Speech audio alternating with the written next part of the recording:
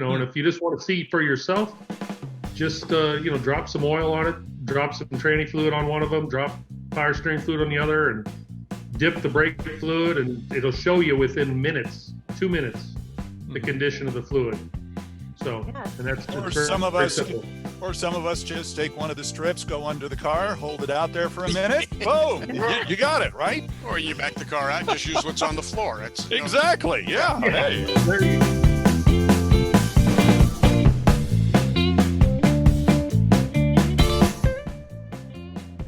All right, good evening, everybody. I'm Hot Rod Bob. You've got GAAS, the Great American Auto Scene, part of Two Tired Guys Productions, along with Rapid Randy Kerdoon and our Dawn Cood down here with us today. She's coming from the South Bay area of Southern California. And special guest tonight, Butch Hill.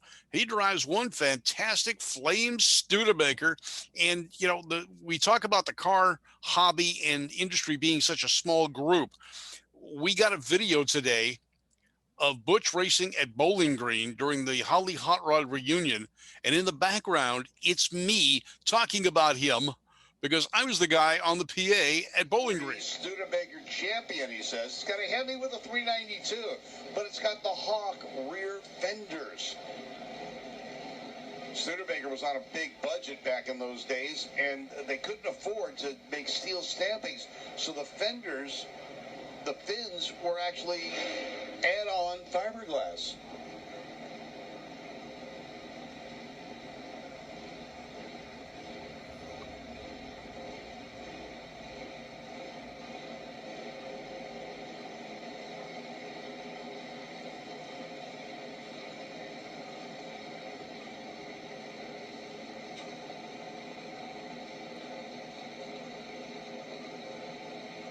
Butch Hill, Matt Chitwood, ready to go. Joey Chitwood, the thrill drivers and the man in charge of Indianapolis for a number of years. 850, 160 miles an hour for Butch Hill on an 850. Man, that is near perfect. 850 with a 1 on an 850 index. But, you know, so the small world, we met and we didn't meet, and now we met again. But it's because I purchased a vehicle and Butch was handling the deal. So, you know, it comes around, you know, now we're friends again for the first time. Crazy. Yeah. Crazy. But it's neat. Butch, tell us a little bit about your Studebaker, because I know a lot of people want to hear it, and we're going to get some pictures up about it as well. Well, the Studebaker has been in my family since 1961. Wow. It was a parts car that my dad had sitting behind a shop. In 1963, him and his brother, who, by the way, raced for a living back then, right after the war, and they were called the Hill Boys, and they raced roundy round. They raced in California. They raced all over the country. And then in the later in time, actually in this about 63 is what we're talking about now. They weren't racing at that point. They had the Studebaker sitting, you know, behind the garage, and they decided, hey, let's make it a drag car. So they put a 392 Hemi in it with a 727 torque flight, some ladder bars, a 4-point roll cage, and it was a race car. Wow. And believe it or not, today I still run the same ladder bars that were built in 63. And they seem to work. I mean, you launch hard. Oh yeah, and they still work. And we check them out all the time. That works fine. Now, it still has a Hemi. It's blown injected now. Before it was blown but not injected, and had a couple carburetors on it. But now it's a Donovan Hemi. We surpassed the iron block, what it could take in pressure. Yeah. And matter of fact, we talked to Don Garlitz at a race one time and at Indy, and he's like, we blew the motor up. We actually blew the cylinders, kind of made nice gaps in the cylinders. And Don came over, and he knew the car from being at some old tracks. And he goes, I think it's time for a Donovan. So we actually purchased the Donovan at one of the races in Bakersfield. Oh, okay. Walking around out there, and a guy had it sitting on the back of his truck, and ended up buying it, and got about 3 of them sitting here now. But the point being is, it's all steel Studebaker. It's considered the world's quickest all steel, because there's there's some steel cars, but the really fast Studebakers, you know, this car here can go about 8 seconds. Yeah. I run the 850 index, but there's cars that can go 650 Studebakers, but they're all carbon fiber cars. Right. This car weighs in at 3,400 pounds. Oh. It's steel bumpers, Everything. steel everything, and it's just it's a pretty neat car. And the reason I'm keeping it steel, and obviously that's not the thing you'd want to do. You want to go lighter, but the history of the car, I just keeping the old roots of what it's been. What's been in the family too long to change it now. And so it's a fun car. And the wings, we added the wings. I can't remember what year we added those wings, but we just decided to chop the top, add the wings, and give it a little. It used to be a primered car, and then it became a red car, and then the paint job that you see there, me and my buddies did, and it's been on there for so long. I don't even remember when I did it. I read the wings went on in '96. So what There is you it go. before that, and what possessed you to do that? Well, underneath those wings on a Studebaker is the regular quarter panel. You know, that would be, it just wouldn't be sticking up like a wing, but Studebaker was pretty inventive. Their quarter panels actually bolt onto the car. And then the wings, to make it a hawk or whatever, as those came along, those bolted on top of the quarter panel. And then they hit it all with chrome. You know, the chrome hides all the bolts. Studebaker got really good at that, if you remember, because at one time when they took over Packard, and a lot of people don't want to remember this car, but like the 58 Packard was basically a Studebaker that they grafted on these wings on the back, you know, a little bit of grafting in the back. They had some grafted on some panels in there in the front, so you can have 4 headlights or 2 headlights on each side instead of the 1 from the 57 Studebaker. So they're no strangers to putting stuff on the back of their cars. No. Exactly. That's engineering. Are you planning on being a bowling Elmer's glue again? Are you planning on being a Bowling Green again this summer? Oh yeah. I'm sorry, I didn't hear you. I'm going to be at Bowling Green. I'll be you know what? That's in a month and a half or whatever. Yep, I just at the Holly Hot Rod reunion. I'll be there, and then next weekend is the first race here in St. Louis for the NDRL, Nostalgia Drag Racing League. And so that happens in St. Louis for the 7th and 8th. And I got a brand new motor, or say freshened up, you know, the motor. And every time we touch that motor, we always, you know, looking at everything, and we're always fixing something. We're getting better and better and better at it. And, you know, the car is just on the number, as you saw in that video. Yeah, 1,000 off, yeah. And it's, you know, it's a big game trying to nail that number down, and then it's harder to I've been racing the last couple of years foot braking the car. I haven't even been running the trans brake. And so to be competitive, I've got to get my trans brake, you know, back in, you know, it's in there. I just not been using it. I've been just foot braking it like a street car. And with the blower, you can do that. Yeah. Is it So, pretty but I got to get consistent? competitive. Yeah. Say it again. Is it pretty consistent? It's very consistent. It's you know, I pretty much can tell on every run if I'm, you know, where I'm at with the run, if I'm going to be on the number or you know, a 10th off or a 10th under. The other day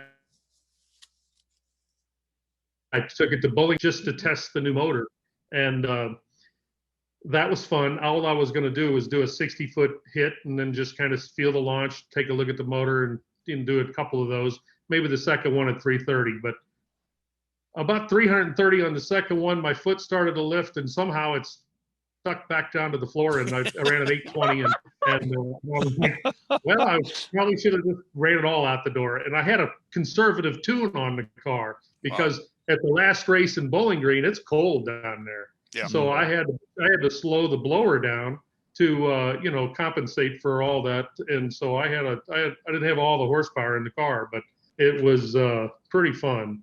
And there's no electronics on the car other than a trans brake.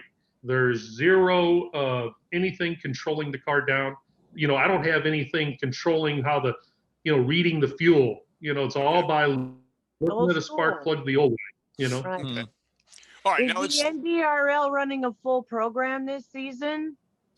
Yeah, they are. They're running Yeah. a full, I think, we go to we go to St. Louis, then we go to Bowling Green, then we go to Norwalk, Ohio, and I don't have the list up from me from there, but we go somewhere else and then back to Bowling Green and then St. Louis a second time and kind of bounce around those tracks, you know. It'll be interesting to see what kind of crowd you have there, especially now that we're all coming out of the pandemic somewhat, and fans I know have been just itching to get back to the drag strip. Oh, I'm telling you, I think it's going to be a blowout. I think everybody's just going to put their mask on, walk around, or not put their mask on and walk around and just do something. That's what it's about. If Yeah. Irwindale is any indication of what's going on, we've been selling out on Thursday nights. Yeah. We've opened it up. We're going to run this whole weekend. So we're running Thursday, move in on Friday for 2 more days over the weekend. So we've been packed, spectators and racers alike. We had 240 cars last week. Wow. I was catching you live, you know, when you had your phone there live, and I was seeing that and going, wow, this is awesome. Yeah. You know. All right, now let's change the subject for a second, because you've got a product that collector car guys really do need, and I'm going to raise it up right now. Tell us a little bit about this, because this is a cool item, and I've got some. I'm going to be trying them myself, but this is something that every collector car guy should get just to protect their car. Well, let me give you a little history of where this started. I developed this about over a dozen years ago, and it really started with this product. Okay, and if you look at this product here, it actually has a test paper on it. Right. It's hard to see it, but there's a test paper on here, and then you would put a drop of fluid on there, and then you would read that fluid test, you know, by the condition of the dots and the condition of the rings that it produces and things like that. Well, over time, and the technology's changes, we've changed it to test strips. So if you look at the kit there, you can kind of see those strips kind of coming off Like a of there. litmus test. Yeah. Just like if you test your pool water. Okay. You know, you dip it in the water and you kind of get a feel for it. But I do this on the professional side to where it's got tire inspection, brake inspection, under the vehicle, under hood, all that kind of stuff. And I sell these kits all over the world, and it could be branded, the same kit could be branded as Big O, Napa, Mighty Auto Parts, Parts Plus, and the list goes on. And I've got over 300 different private branded ones we do for people. And you know, doing that, you know, I mean, that's my bread and butter, and we just get busy and forget about other opportunities. And I just got to thinking, I'm a car guy. You know, I got the race car. I've got other cars like this one that we'll talk about someday. Oh, wow. And, 39. 39. And then the point being is, you know, I know, because I've got a Chevelle that, you know, I built 5 years ago and it's only got 3,000 miles on it. Well, starting and stopping engines is not very good for oil, for your fluids. Is that the 70 Chevelle? Say it again. Is that the 70 Chevelle? That's my son's. Mine's black. It's a 68 convertible. Ah, okay. And, you know, the thing Very about it is, you know, creating this kit for the do-it-yourselfer, the DIY guy, you know, where they can actually get this kit. It's very simplistic. Bring it into their garage or outside their driveway. Inside this one has got it for your antifreeze. Okay, inside this kit is for antifreeze, and it has to be sealed in there because of moisture. It's trying to test moisture. So that's why it's in what we call a Band-Aid. And then the other ones, which are right on the kit, and they're not checking for moisture. This one's for brake, and it's testing for the pH level. The other ones are testing for basically the metal, as you can kind of see some of these. Get the lighting right. There you go.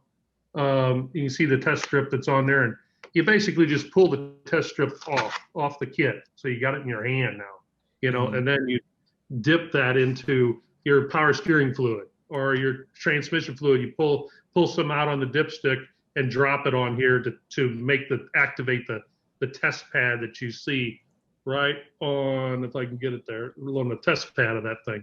So the And goal is, it's a go, no go gauge, basically right here. so the goal is to find out how good your current fluids are, basically, correct? Exactly. I mean, you look at the money that people invest in these cars. I mean, you know, it's huge money. And then, you know, you could take something like this that's, you know, next to nothing in price compared to that. And, you know, you can just get a warm, fuzzy feeling, or you find a problem. You know, there might be like, wow, my brake fluid is bad. And then, you know, when collector cars, and they're all over the board as far as when the last time somebody changed their power steering fluid, and probably, and you know, it's probably when they built the car. Yeah. You know, Right.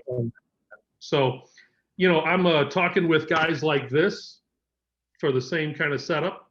And, but anyway, I'm about to go live. The website for this is called DIYInstantstrip.com. Okay. DIY, do-it-yourselfer, instantstrip.com. And that's going to be going live where you can order this thing May 4th or 5th, I believe. And then, you know, it's going to be under $10 for the whole kit, including shipping. So, Nice. you know, be a nice little kit. And you just take that to your mechanic if you're not doing the work yourself with the Absolutely. diagnostics. Absolutely. That's great. And you know, and if you just want to see for yourself, just, you know, drop some oil on it, drop some tranny fluid on one of them, drop power steering fluid on the other, and dip the brake fluid, and it'll show you within minutes, 2 minutes, the condition of the fluid. So, Yeah. and that's Or just some of very us, simple. or some of us just take one of the strips, go under the car, hold it out there for a minute. Boom, you got it, right? Or you back the car out, just use what's on the floor. That's, you know. Exactly. Yeah. Yeah. Hey, There you go. some of us There are you like go. that. All right, Butch, I do appreciate you being with us. It's been great talking with you. We're going to talk again about this further Yeah. when things get released and you're ready to go. But thanks for joining us on GAAS, the Great American Auto Scene. Yeah, and what I'd like to do is once we get this launched, and we'll do a special price for your you know, viewers, Fantastic. and see how they do, you know. There we go. And we'll I'd give them like the to preview hear of it about right now. I'd like to hear about that 39 next time too. Well, that's a whole nother deal we ought to talk about. That's a pretty cool car. We can And do Yeah. it. you're also working on a 61 Impala too, I saw. Oh, it's On your Yeah, a little Facebook bubble. page. A little back. bubble top. That's got Yeah. a 2018 LT motor in it. Next And time, it's, next time. It's, yeah. So let's do it again. I'd love to do it. We will. Sounds great. Butch, thank you very much. I'm Hot Rod Bob. Randy Kerdoon, Don Cood. You've got gas. Take care. Thanks, Butch.